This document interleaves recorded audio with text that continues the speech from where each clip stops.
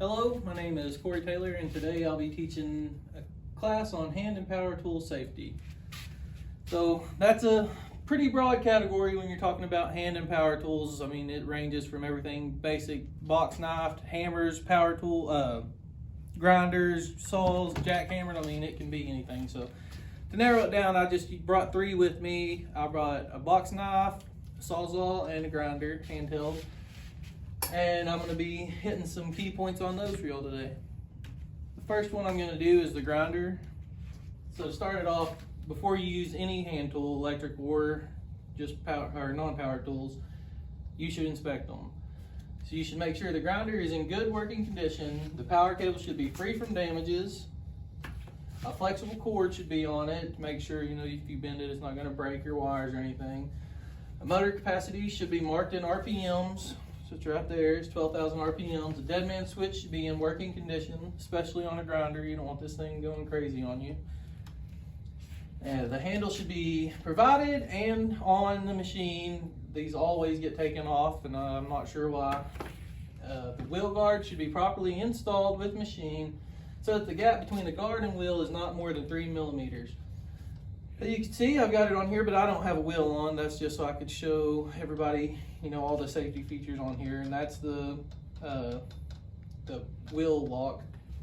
Anyways, and always use a designated key for removing the changing wheel. That's where the key would go in. The machine should be operated by a competent person, and the RPM of the wheel should not be more than the RPM of the motor. If the RPM of the wheel is more than the motor, then it'll be spinning too fast, it could break. And you can see right here what can happen when the wheels break.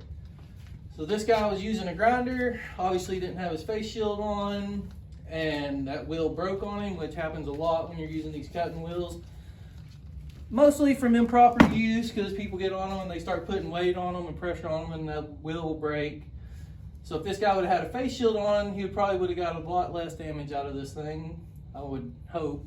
But he had his safety glasses on, but that face shield, if you're using a grinder, you should always have a face shield on, because even with safety glasses, those sparks, anything can get underneath your eyes. This guy had safety glasses on, but just imagine if this wheel had landed right here on his cheek. He'd have that lodged into his cheekbone instead of those glasses, so he should have had his face shield on too. This guy, I don't know what he was wearing on his face, but his hands are pretty messed up, so if you're going to be grinding, you definitely want to wear gloves. Most people using grinders, you think welders. Welders aren't using cut-resistant gloves. These are cut-resistant gloves, impact-resistant. So if that blade comes off and hits them, hopefully you're better protected, but most people are just wearing your basic leather gloves, so make sure you're wearing the proper PPE whenever you're using a grinder, whether it's on your face, your hands, your legs. In this case, this guy got pretty ate up. And I've got to assume that his dead man switch wasn't working, because if it was, when it got away from him down here, it should have shut off, but it started up here and went all the way down to his knee. So if he would have had his dead man switch working or proper clothing on, he probably wouldn't have got hurt as bad. All right, moving on from grinders.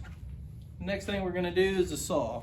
For this class, I'm using just your basic handheld sawzall. I know most of the inspection stuff is for a corded saw, but it's easier to bring a battery powered one. So it says the saw should be in good and working condition. The power cable should be free from damages. Again, I know this doesn't have a power cable.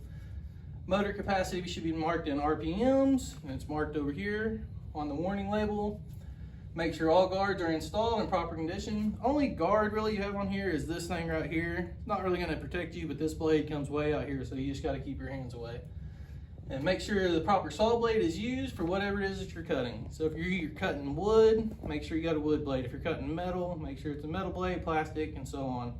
If you got a wood blade in here and try to cut metal, it's not going to work. Then you're going to put more pressure on it. It's going to snap, and then it's going to dislodge. Probably could hit you. But here we got some injuries. Again, if this guy would have been wearing these cut-resistant gloves, may not have been as bad for him. It's hard to say really, but always wear the right PPE and keep your hands away from the blades. I don't know how he even got his finger down there around it, but I bet he wishes he hadn't. Another guy got his hand. I don't think this one was caused by a sawzall. I think this is actually from a table saw, but this is just a saw accident. in general. So always keep your fingers away from saws, blades, everything. So moving on, the next thing I'm going to do is razor knife. Or box knife, razor knife, utility knife, whatever you want to call it. I got two different kinds here. This is safety knife. Whenever you push this handle in, the blade comes out. If you start cutting along something, as soon as you release pressure off that, the blade goes inside on its own. So that's probably the safest one you can use. This is the most common one. You'll see everybody carries them in their pockets. The blade just stays out all the time. Really handy. They're used every day, all the time. People don't even think about them, and that's why people get hurt with them. So again, you should definitely wear the cut resistant gloves when using these. But with safety knives, you're going to be cutting into chemicals, plastics, boxes, and I use them at work right now. I cut into sacks that have different dry chemicals in them. So you have to protect yourself from those dry chemicals too. So you got latex gloves. You can't wear just the latex gloves because then you're not going to be protected from the cut resistant or the cut of the knife. So what they recommend for us and what I recommend for you, wear latex gloves and then go inside your cut resistant gloves, and then you're protected on both levels. Anyways, here are some accidents or inspections before we get to the accidents. Keep the blade retracted when not in use. Like I said, with this one, you don't really have to worry about that. You pull it out whenever you're going to use it. Push that button, it goes back in on its own. Make sure to cut only on a stable surface. You don't want to be cutting on something and slip and cut your leg or your finger.